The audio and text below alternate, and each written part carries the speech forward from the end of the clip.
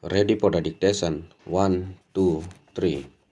First of all, I would like to congratulate both Niti Aayog and CII for this conference on jobs and livelihood creation in India, aimed at bringing out strategies for harnessing the demographic advantage that India is fortunate to enjoy. As we all know, the talent of Indian youth is recognized across the world, as evident from the leadership positions many Indians are occupying in well-known global companies. Today, when India is the youngest nation, I foresee many more young, brilliant minds contributing to the development of humankind, both internationally and nationally. But this requires availability of appropriate opportunities to harness their potential in terms of quality education, health facilities, and skill training, leading to a sustainable livelihood and productive contribution to nation building. I have been closely associated with various aspects related to youth of the country, and I firmly believe that destiny of the nation is charted by its youth. I have worked closely on the agendas of rural and urban development and have attached huge importance to job and livelihood creation through various schemes. There are a number of factors which account for an individual's gainful employment, including education, training in tune with industry requirements, social safety net, health facilities, and buoyant labor market. While India's academic system has undergone a massive evolutionary phase, there is a need to strengthen and popularize vocational education system. Education is not only for getting employment but also for the overall development of an individual. India's demographic advantage is an opportunity to access gainful employment through appropriate skilling, not just to meet the domestic requirements but also the requirements of the aging economies of the world. The new India that has emerged is young India, with the youth constituting 33% of the total population. This population of the youth presents a great potential for our economy, and it is extremely crucial for the country's growth to effectively harness this demographic advantage. We have to press home this demographic advantage in the best possible way by building capacities in education and skill training, including hands-on training.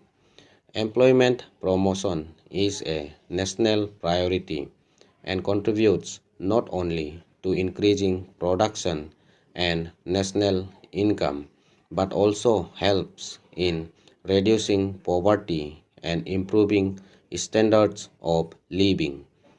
An important way to empower people socially, economically, politically, and culturally is through education.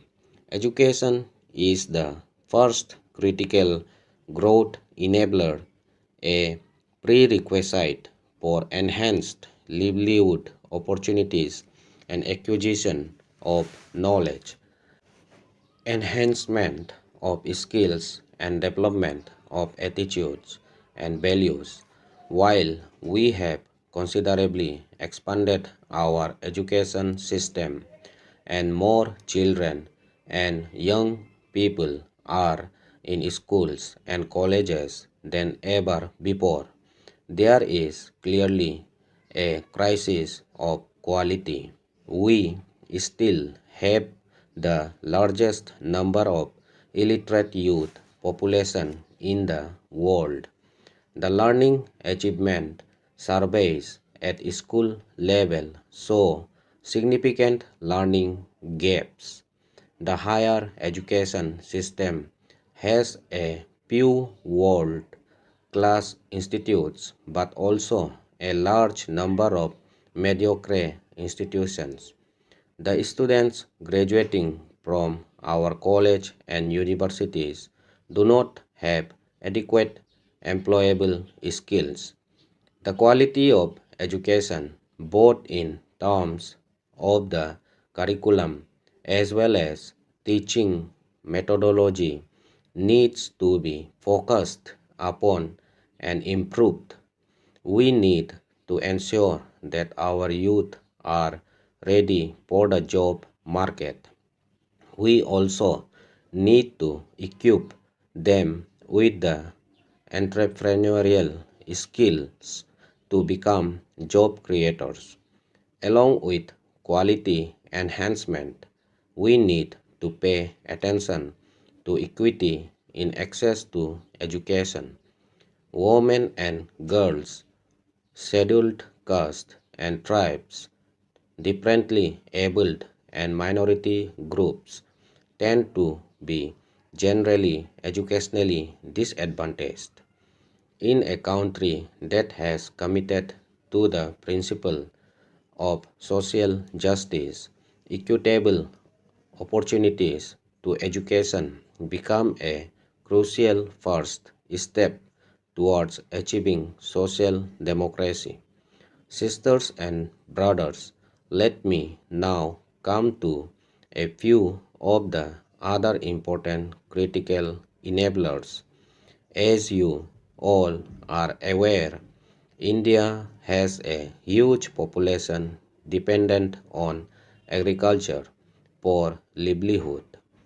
Therefore, increasing the income and the purchasing power of this group is extremely important because growth of a larger economy like India depends on the economic potential and power of this group.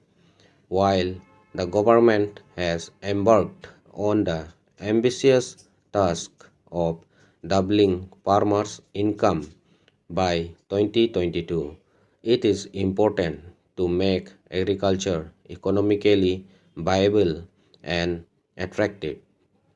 To increase the farmers' income, we need to have an ecosystem with all the forward and backward linkages. It is important to ensure higher value addition through intensification and diversification. It is important to make the farmers shift from traditional crops to those which are of higher value and improve post-harvest technology and invest in food processing industry. The Mahatma Gandhi National Rural Employment Guarantee Scheme, recognized as the largest rural employment scheme and largest public works scheme in the world, needs to be effectively implemented. The medium, small, and micro enterprises are one of the largest employers and act as a bulwark of the Indian economy by making a major contribution to the country's GDP. Full stop.